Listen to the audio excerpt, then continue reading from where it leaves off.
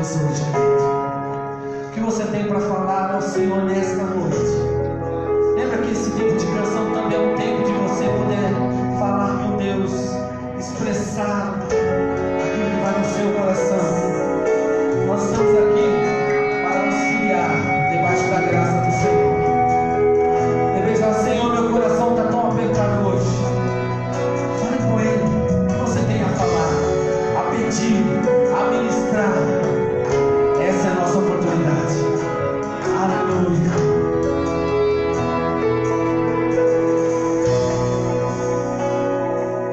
Uma coisa peço ao Senhor.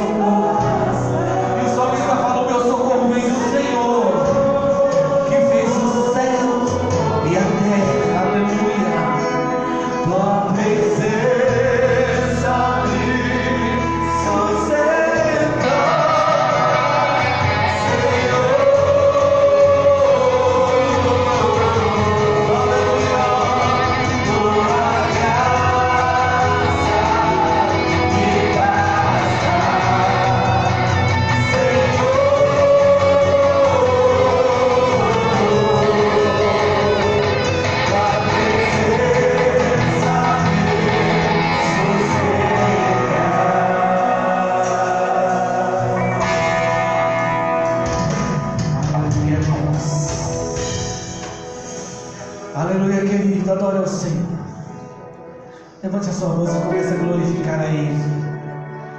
Levante a sua voz e comece a falar: Senhor, é a graça do Senhor sobre a minha vida, é a graça do Senhor sobre mim, e ela tem me sustentado.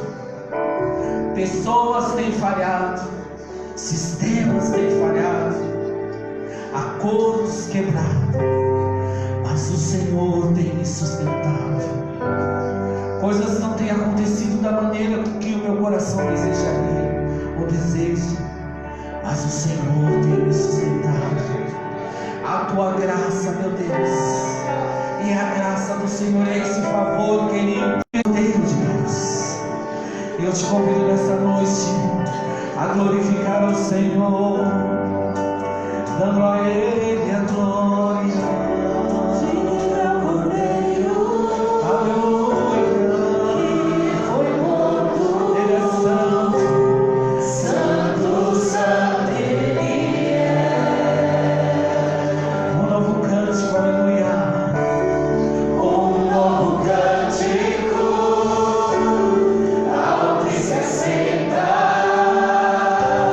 Sobre o trono do céu.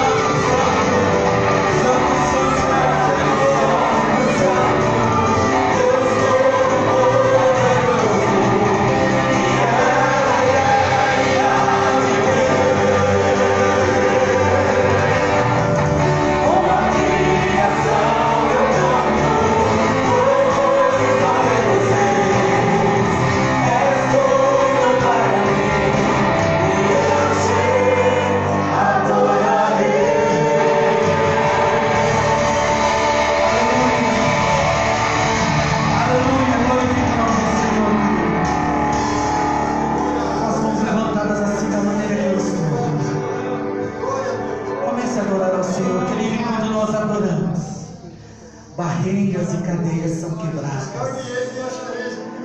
Aleluia, naquela prisão, naquele momento de luta e de dor, no caso, houve um cântico novo na boca de Paulo e Silas.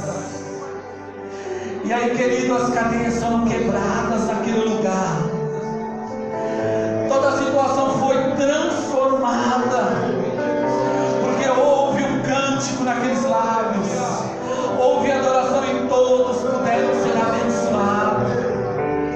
Então, querido, eu convido nessa noite a quebrar as barreiras, as cadeias que te prendem, as situações que têm tentado tomar o teu coração, a tua mente, e te convido a liberar a adoração ao Senhor. Eu te convido a falar com Deus. Eu te convido nessa noite, fale, querido, abre o teu coração diante do altar. Ele está neste lugar. Santo e bendito é o Senhor. Santo, santo é o Senhor. Aleluia, há um cântico novo nos seus lábios, nos nossos lábios aqui nesse lugar, querido. Em nome dele, o dono da igreja, ele é o motivo de nós estarmos aqui nesta noite, maravilhado, extasiado na presença do nosso Deus. Eu fico, querido, ao ouvir o nome do Senhor.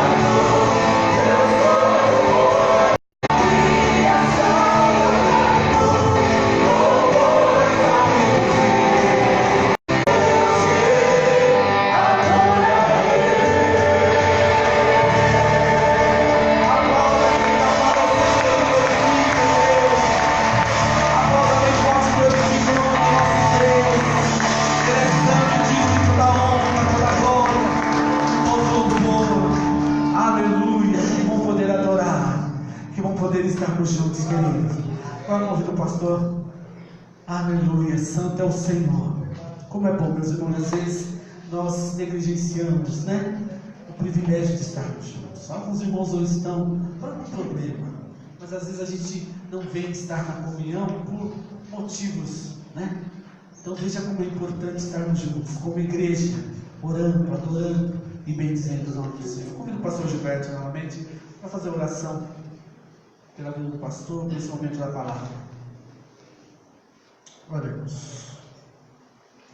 Eterno Deus, amado Pai, nós te agradecemos que o Senhor é que nos dá este privilégio, Pai, de reunidos, ó Pai, no nome do Teu Filho Jesus, ó Pai, te louvarmos, Pai, reconhecendo a Tua grandeza, reconhecendo a Tua soberania, reconhecendo, ó Deus, que Tu és o nosso Deus, Criador dos céus e da terra, e da qual, ó Deus, o Senhor nos permite, ó Pai, termos este privilégio, ó Pai, de, através das nossas orações, através dos nossos cânticos, ó Pai, te adorarmos, ó Pai, e expressarmos o nosso louvor. Estaremos ouvindo a Tua palavra, ó Pai, e nós te agradecemos por este momento que estaremos diante da Tua palavra, diante do Teu Santo Espírito que em nós habita, Pai. Nós, ó Pai, colocamos nas Tuas mãos a vida do pastor Décio, Pai.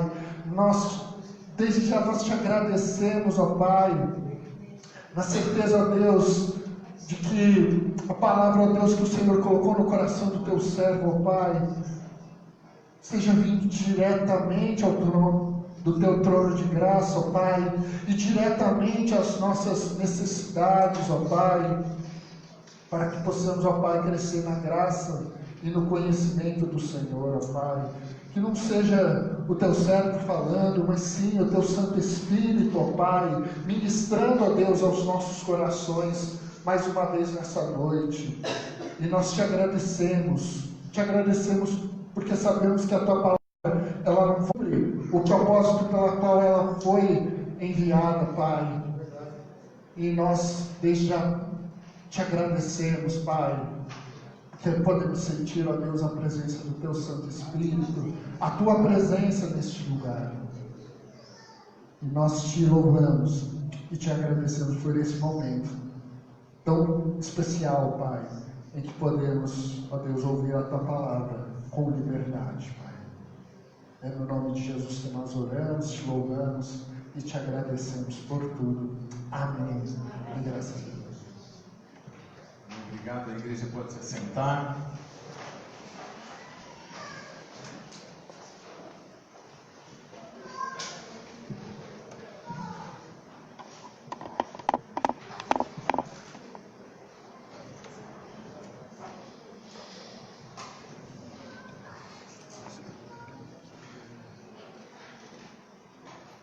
Irmãos, nós estávamos aqui assistindo o vídeo que a irmã Carol estava passando, vendo ali de uma irmã missionária, coordenadora da casa lá onde o projeto Cristolândia está sendo executado, e ver o testemunho daquela jovem que viveu ali nos períodos nas favelas ali no Rio de Janeiro, ver o que Deus fez na vida dela, a libertação, a transformação, o desejo dela. Ela vai fazer enfermagem, né? Sabe, teve um novo ânimo, nova razão para continuar. Eu já tinha assistido esse vídeo aí, e fiquei pensando como Deus é bom. Deus é bom, e você sabe que você também tem uma participação em tudo isso daí. Por quê? Com nossas ofertas de missões, é para esse sustento, para essa transformação de vida. E quando a gente vê vida sendo transformada, resgatada, vida que julgávamos perdida, mas depois Deus foi lá e transformou novamente, deu ânimo àquela pessoa, isso me alegra.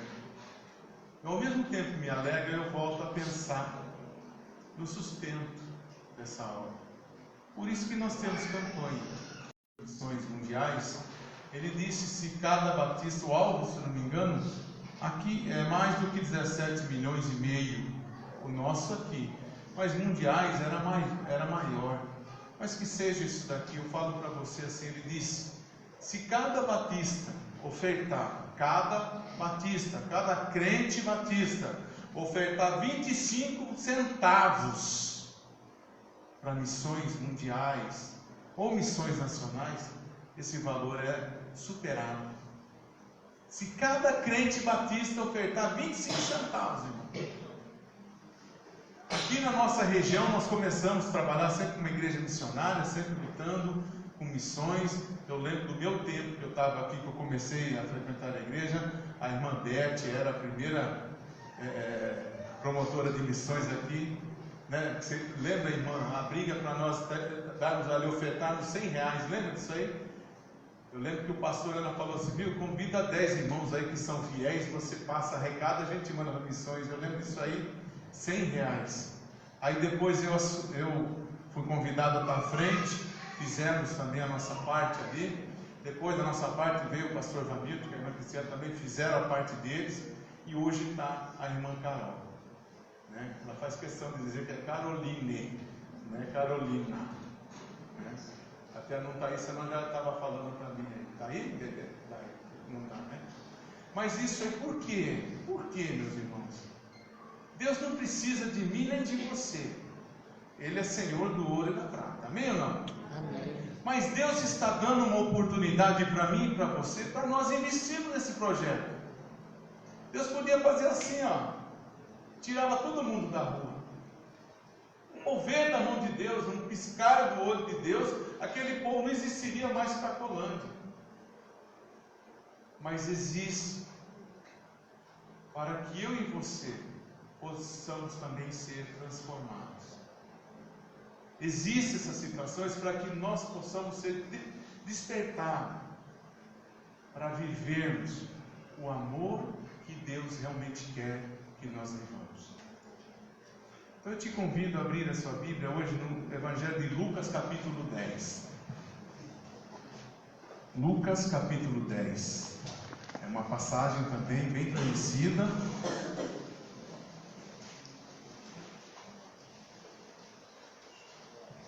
Até que você procura isso. Eu creio em nome de Jesus que esse alvo vai ser ultrapassado para a glória de Deus. Eu creio que nós não vamos cair, nós não vamos baixar a cabeça não, nós vamos continuar avançando.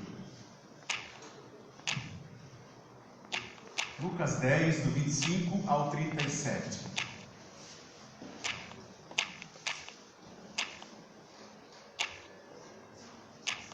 Se achou, diga amém. Diz assim o 25: E eis que certo homem, intérprete da lei, marca aí, intérprete da lei, se levantou com o intuito de pôr Jesus à prova, e disse: Mestre, que farei para herdar a vida eterna? Então Jesus lhe perguntou: O que está escrito na lei? Como interpretas? A isto ele respondeu: Amarás o Senhor teu Deus de todo o teu coração, de toda a tua alma, de todas as tuas forças e de todo o teu entendimento, e amarás o teu próximo como a ti mesmo. Então Jesus lhe disse: Respondeste corretamente, faze isto e viverás. Ele, porém, querendo justificar-se, perguntou a Jesus: Quem é o meu próximo? Jesus prosseguiu dizendo: Certo homem descia de Jerusalém para Jericó, e veio a cair em mãos de salteadores, os quais, depois de tudo lhe roubarem e lhe causarem muitos ferimentos, retiraram-se, deixando-o semi-morto. No 31 diz assim: Casualmente descia um sacerdote por aquele mesmo caminho, e vendo-o, passou de largo. E semelhante um levita descia por aquele lugar, e vendo-o, também passou de largo. Certo samaritano que seguia o seu caminho passou-lhe perto, e vendo-o, compadeceu-se dele, e chegando-se, pensou-lhe os ferimentos, aplicando-lhe óleo e vinho, e colocando-o sobre o seu próprio animal, levou-o para uma hospedaria e tratou dele. No dia seguinte tirou 2 denários e os entregou ao hospedeiro, dizendo: Cuida deste homem, e se alguma coisa gastares a mais, eu te indenizarei quando voltar. Qual destes 3 te parece ter sido o próximo do homem que caiu nas mãos dos salteadores? Respondeu-lhe o intérprete da lei: O que usou de misericórdia para com ele. Então lhe disse: Vai e procede tu de igual modo. Amém? Queridos, aqui, o certo homem, intérprete da lei. O intérprete da lei era o escriba, aqueles que estudavam a lei, aqueles que copiavam a lei, o Pentateuco, a lei de Moisés. Então eles sabiam o que ele estava escrevendo. Eles sabiam que quem copia, o serviço dele era só aquilo, eles sabiam o que estava escrito ali. Você concorda comigo? Amém ou não? Intérprete da lei, o serviço dele era aquilo lá. E esse, como intérprete da lei, ele quis colocar Jesus à prova, porque o conhecimento dele estava sobre a escrita somente. Aquele homem, quando lia a lei, interpretava a lei, ele não interpretava orientado pelo Espírito Santo, simplesmente ele lia. É a mesma coisa quando nós lemos a Bíblia aqui, hoje eu quero ler 3 capítulos, né? Não absorvemos o que está aqui. Ele lia, mas não sabia o que estava lendo, porque ele entra com a pergunta e diz a Jesus, né? Como eu farei para herdar a vida eterna? Então ele vai questionar Jesus. Se ele estivesse lendo a Bíblia, inspirado pelo Espírito Santo, ele sabia o que ele estava lendo, ele entendia.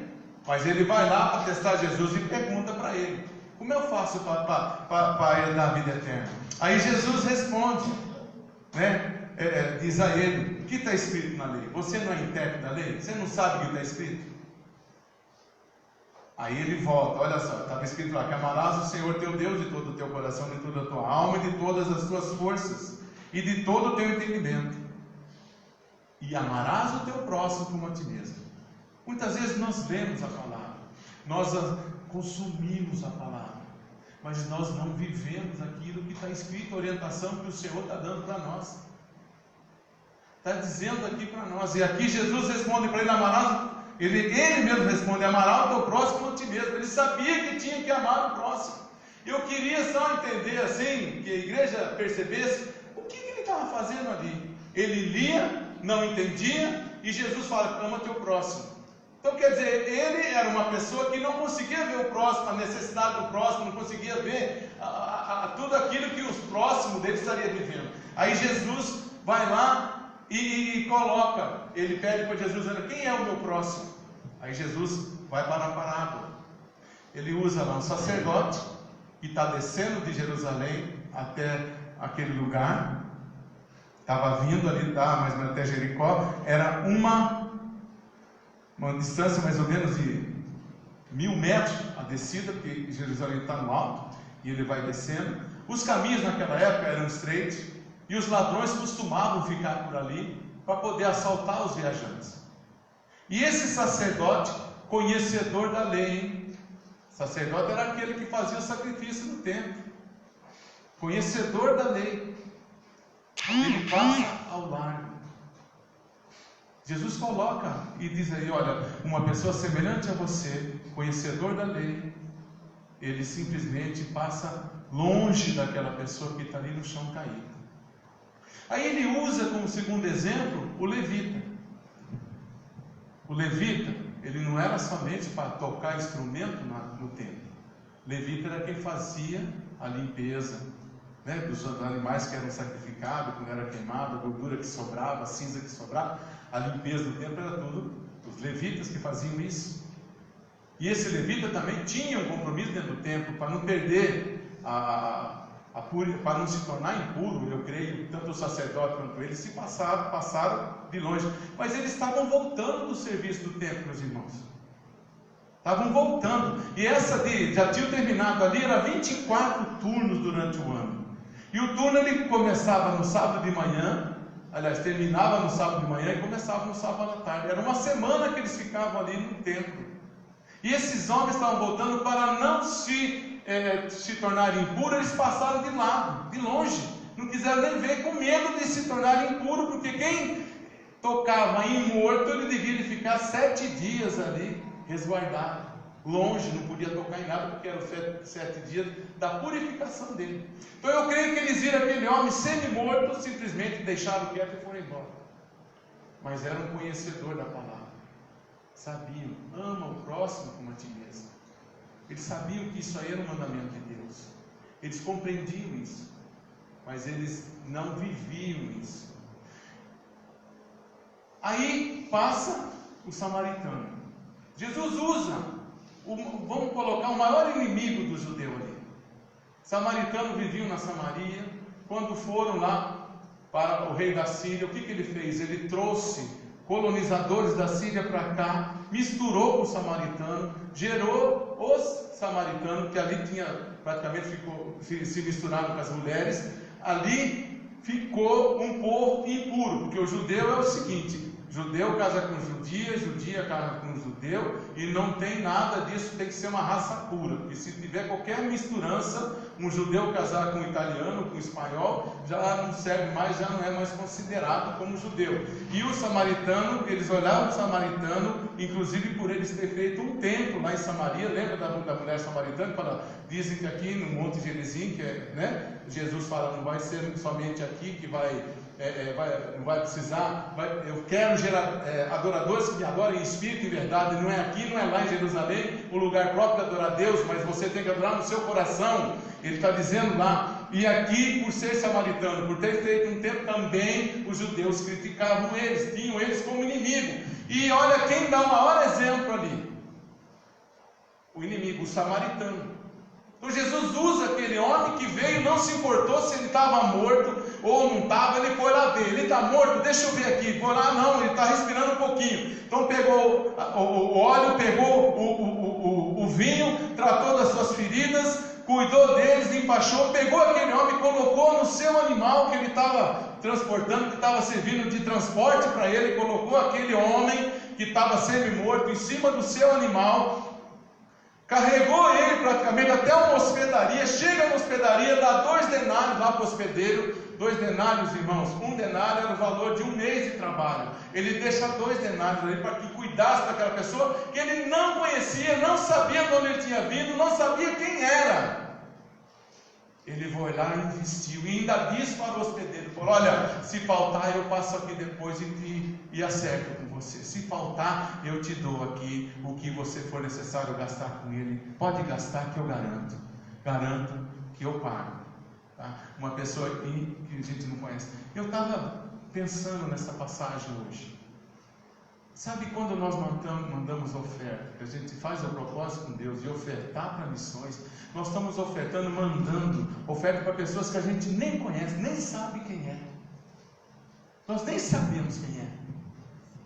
E aí a gente vê o testemunho aqui num vídeo desse daí, que é para mostrar mesmo, que eu falei um dia para os pastores lá de missões missionárias, que escuta, vocês têm que trazer a realidade do campo para a gente ver. Para mostrar que não é só alegria, não. Vocês têm que trazer de onde que o cara saiu, de onde que ele foi resgatado, a lama, o lamaçal do pecado. Tira ele de lá e mostra: olha, eu estava lá, foi o que essa moça falou aí, que ela vivia nas drogas, ficou grávida, né? Tive uma filha, que quando ela restaurou, ela foi curada, ela vai lá, a filha não quer, você não é minha mãe. Falou: eu sou tua mãe, aquela que vinha aqui primeiro não é tua mãe, porque a tua mãe sou eu.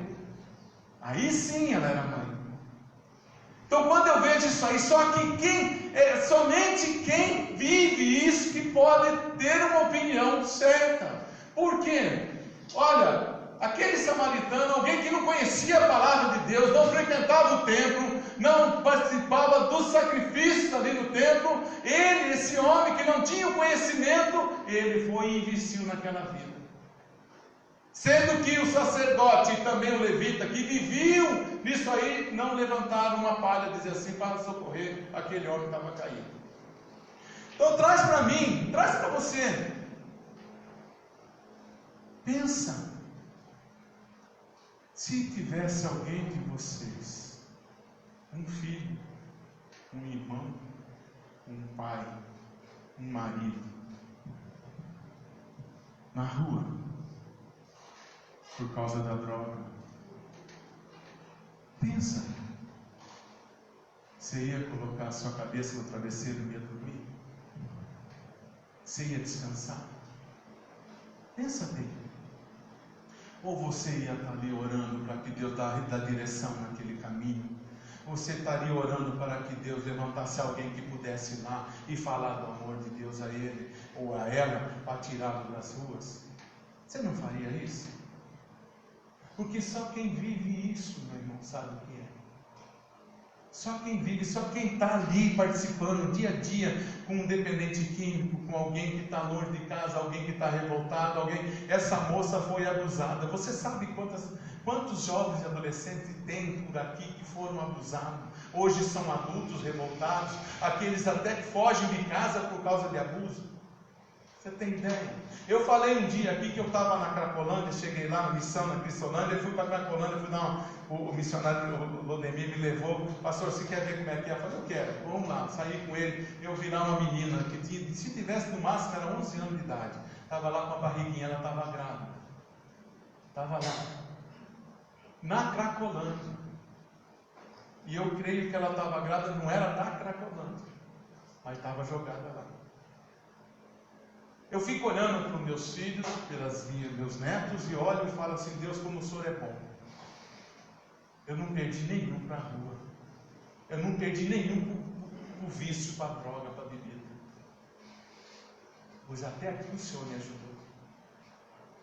E eu me sinto no dever de convocar a igreja para isso. para investir nessas campanhas de missões. Para que nós possamos juntos, unidos, levantar uma oferta, e essa oferta fazer com que haja transformação de vida, que haja multiplicação do amor de Deus para as pessoas.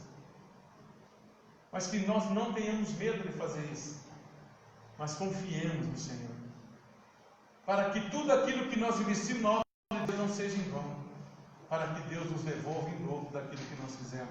A palavra de Deus diz assim: servo bom e fiel, fosse fiel no pouco, sobre muito te constituirei. Você concorda comigo? Nós temos que ser ousados, meus irmãos. Nós não podemos ter medo. Não podemos ter medo de ofertar, de investir em missões. O pastor está falando de dinheiro hoje. Não é questão de falar de dinheiro, é uma necessidade.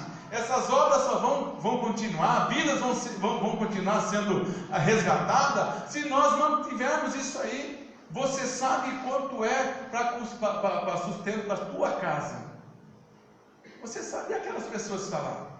Que nem aquela missionária que apareceu aqui hoje, que foi atrás daquela moça e mudou, auxiliou, ajudou ela na mudança da vida dela. Essa missionária está ali, tem que ter um sustento para ela. Tem que haver o sustento. Então nós temos que ser ousados, parar de ter medo. O samaritano, ele investiu sem saber quem era. O samaritano mandou, cuida, eu vou te dar aqui 2 denários, quer dizer, 2 meses do meu trabalho, eu vou dar para você cuidar desse homem, que eu não sei de onde ele veio, nem para onde ele vai, eu não sei qual é a descendência dele, não sei se é judeu, se é samaritano, se é grego, sei lá, mas ele está aqui doente e precisa de mim, precisa de você, então ajuda ele. Nós não podemos virar as costas. Simplesmente, dizer, olha, não tenho nada a ver com isso, não posso. O título da mensagem de hoje é: o que nos impede e nos faz reconhecer o nosso próximo. Eu quero compartilhar com você. Em primeiro lugar, o que nos impede é a indiferença. A gente diz assim: mas isso não é um problema meu, lá em casa, graças a Deus, todo mundo é bom, todo mundo não tem nenhum dependente ali, lá em casa ninguém sofre com isso, lá em casa todo mundo é legal. Isso aí não diz respeito a mim, eu acho que aí o problema é dos outros, não é meu, o problema é da família que botou ele para correr. Cada história, meus irmãos, se você tivesse a oportunidade de ouvir esses restaurados, né, esses curados aí na Cracolândia, cada história que você vê, o que eles passavam ali. Tem aqueles que ficam 15 dias dormindo, ele põe o crack para dentro, fica 15 dias, depois a hora que ele está começando a acordar, ele vai lá e toma mais, cheira mais crack, toma aquele monte, fica mais 15 dias dormindo, está lá, está parecendo aquele Walking Dead, como é que chama? Alguém já viu isso aí? Walking Dead. Walking Dead, né? Isso aí, aquele pessoal que fica ali, conhece a mulher? São assim, não são? Fica daquele jeito, parece zumbi. Por quê? Porque ele não quer acordar e ver e lembrar de tudo aquilo que ele passou, que ele viveu. Então a indiferença é que nos impede de ver, né, de reconhecer o nosso próximo. Aqui no versículo 31 ele diz: descia o sacerdote por aquele mesmo caminho e vendo, passou de largo. Como é que o sacerdote vai passar isso daí? O sacerdote fala, ele sabe que temos que amar o nosso próximo como a nós mesmos. Então, se eu não olhar para o meu próximo, independente de que ele seja, e não amá-lo, eu não estou amando a mim mesmo. É isso que a palavra de Deus diz. E eu falo para você, irmão, irmã, a fé sem obra é morta, não é verdade ou não? A fé sem obra é morta. Abra lá em Tiago 2, para você acompanhar comigo.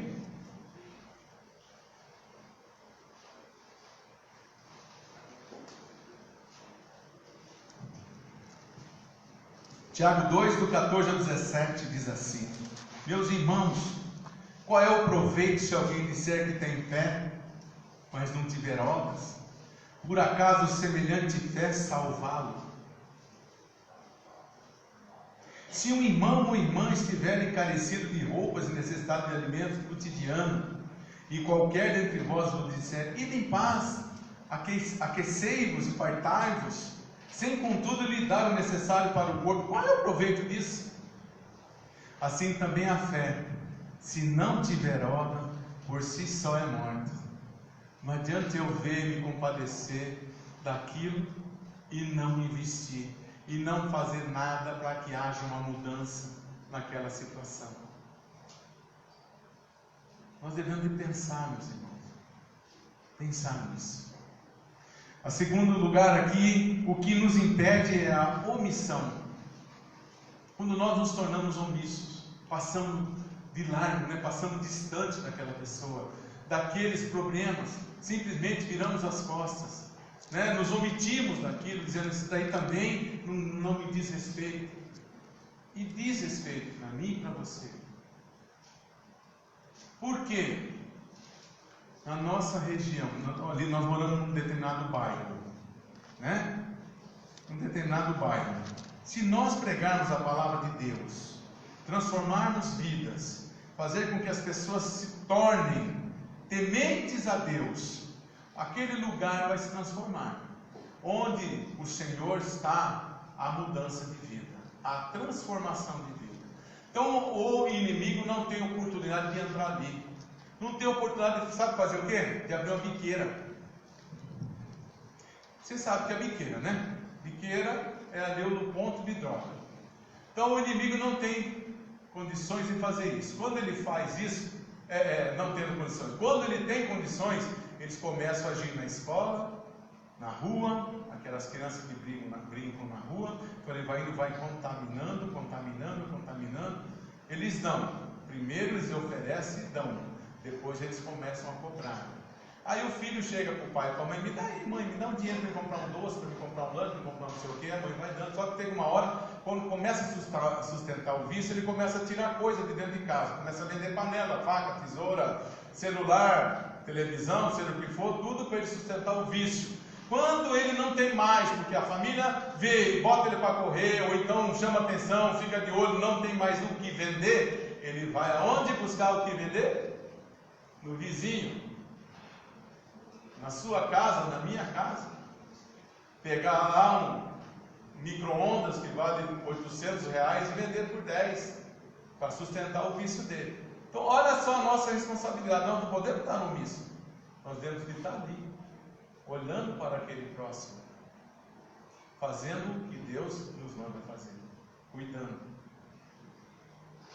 E agindo assim, nós teremos condições de transformar vidas, de ajudar que haja transformação. Tiago 4,17 diz assim: portanto, aquele que sabe que deve fazer o bem e não os faz, está pecando. E nós sabemos o que nós temos que fazer, e precisamos fazer.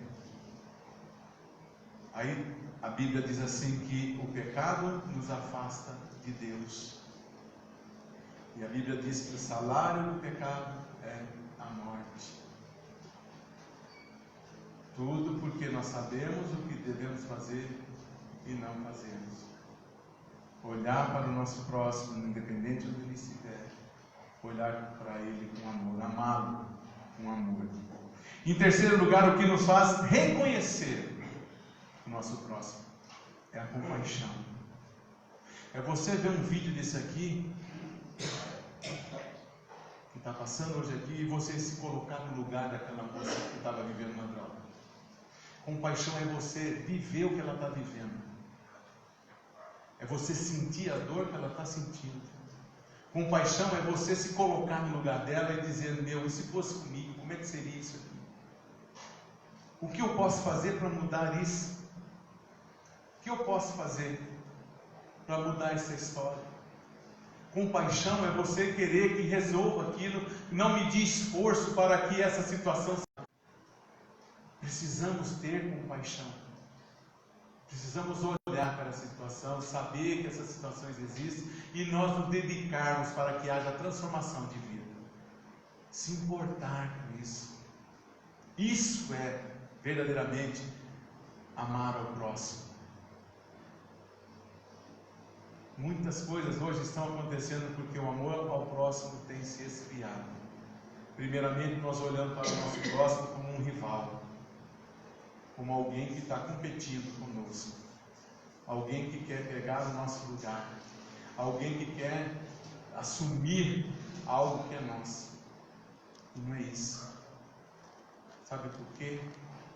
Tudo que temos, tudo que somos, vem de Deus. Ele dá e Ele tira. Homem nenhum tem esse poder, se não tiver a mão de Deus. Amém ou não? Hebreus 13, 1 ao 3, amém.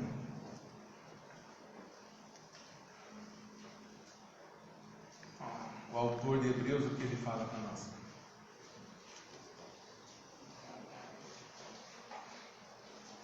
Versículo 1, 2 e 3.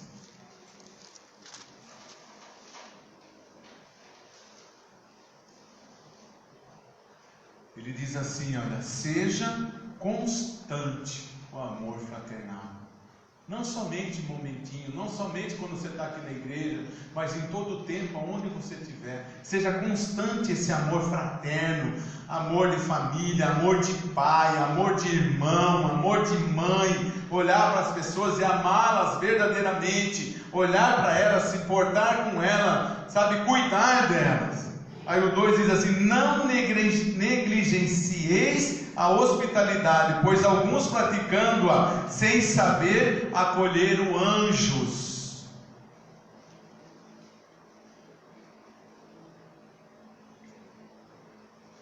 Tem circulado no Facebook aí um rapaz que ele vai pedindo comida. Chega ali no ponto, peça para o viu, você tem condição de pagar uma quentinha para mim, né? Uma marmita para mim? Não tenho, tá. Viu, você pode pagar uma marmita para mim? Pô, eu estou com fome, eu não tenho o que comer, estou sem dinheiro. Não tenho. Então ele vai passando, aí ele chega, né? Aí o rapaz, depois, isso aí é um teatrinho que eles estão fazendo, vai lá, um rapaz compra esfirra aberta lá e distribui para os moradores de rua. E chega aquele mendigo lá de novo, olha, viu, você tem alguma coisa que pudesse comer? Que eu estou passando fome, não comi nada ainda. Ou não, meu irmão, senta aqui comigo, morador de rua, senta aqui comigo, tem aqui, eu tenho um pouquinho aqui, vamos dividir.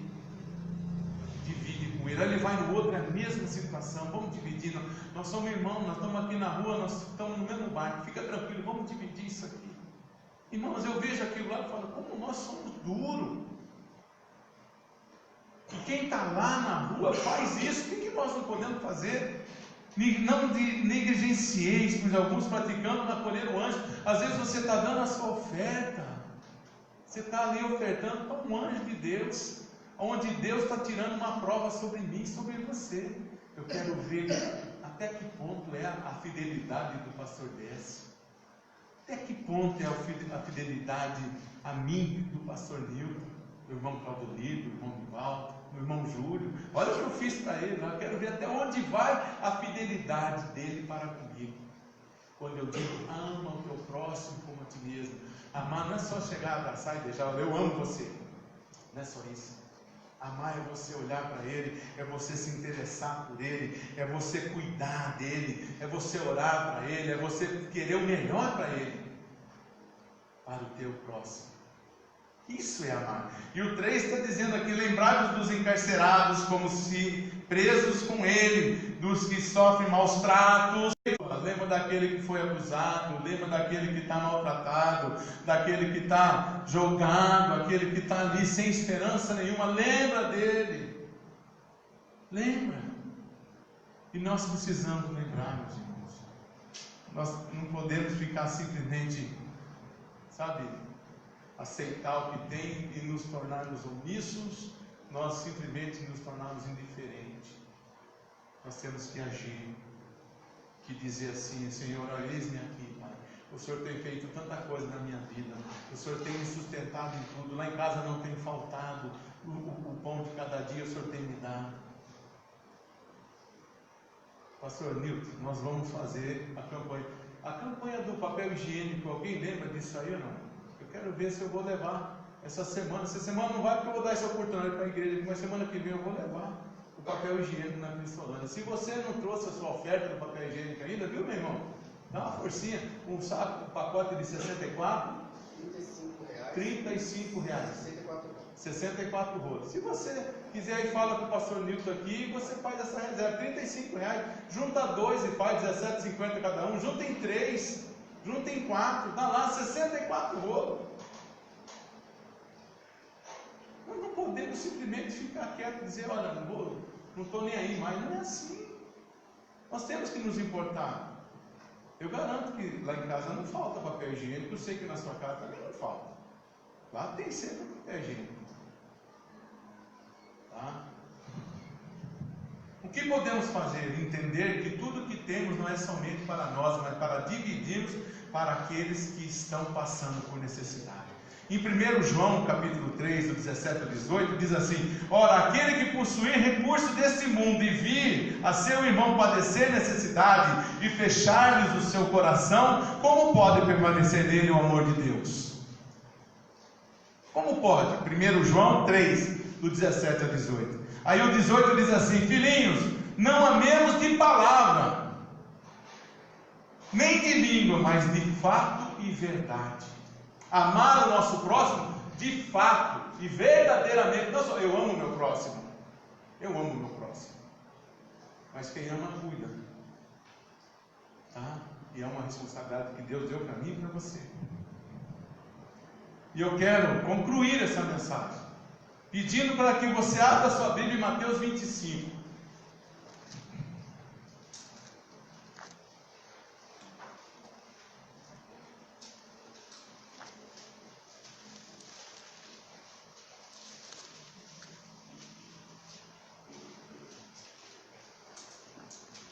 A partir do 35 ao 46.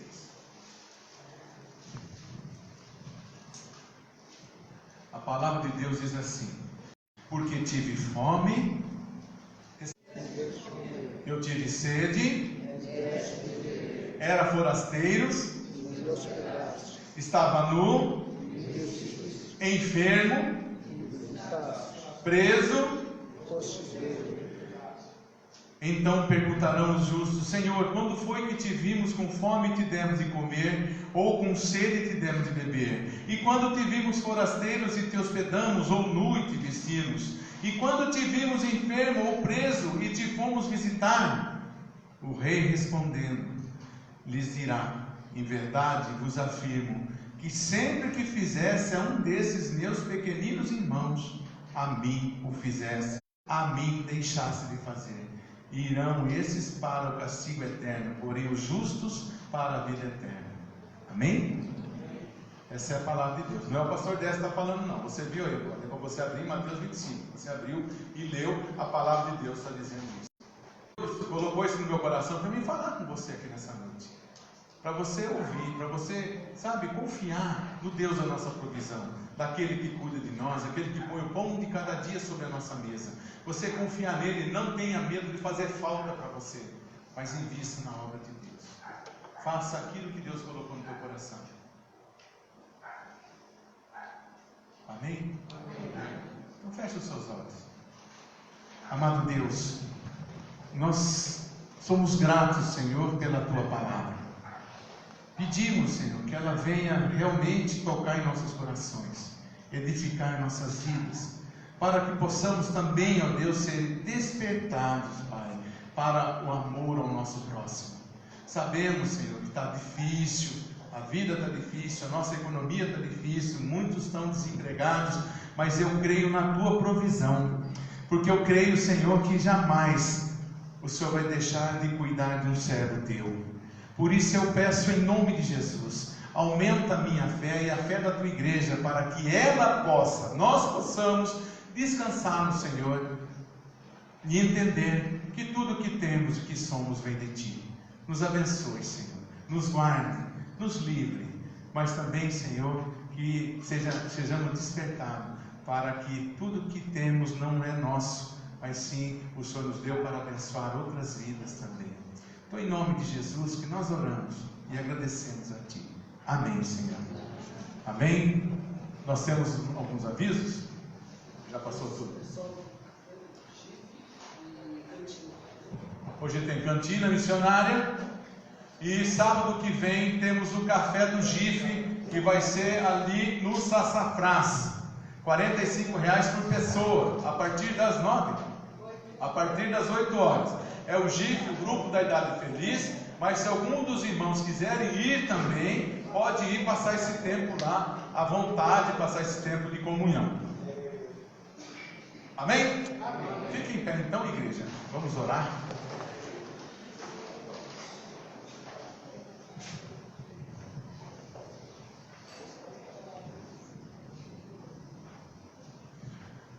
Senhor, nós queremos te agradecer por esse tempo que passamos aqui compartilhando da tua palavra. E pedir, ó Pai, assim como fosse conosco nessa semana que está se terminando, nenhuma delas nós perdemos, muito pelo contrário, ganhamos. Pedimos que o Senhor continue à frente dos nossos passos, guiando-nos por onde quer que andemos, que possamos sentir a tua presença, Pai. Senhor, e nesse momento eu entrego nas tuas mãos esse culto. Peço que o Senhor receba como prova de amor e temor, como um cheiro suave até o teu trono, Deus, porque só o Senhor é digno do nosso amor e da nossa adoração. Amém. Que a graça do Senhor Jesus, o amor de Deus Pai Todo-Poderoso e as consolações do Espírito Santo de Deus sejam com todos vocês, amados irmãos, seus familiares e os demais povos de Deus espalhados por toda a terra, até a volta de Cristo, quando voltará para buscar a sua igreja. Amém. E graças a Deus. Oração silenciosa, lembrando também que sábado teremos o culto de missões, teremos um missionário. Você que adquiriu sua camiseta, é um bom momento para estarmos juntos, louvando a Deus aqui.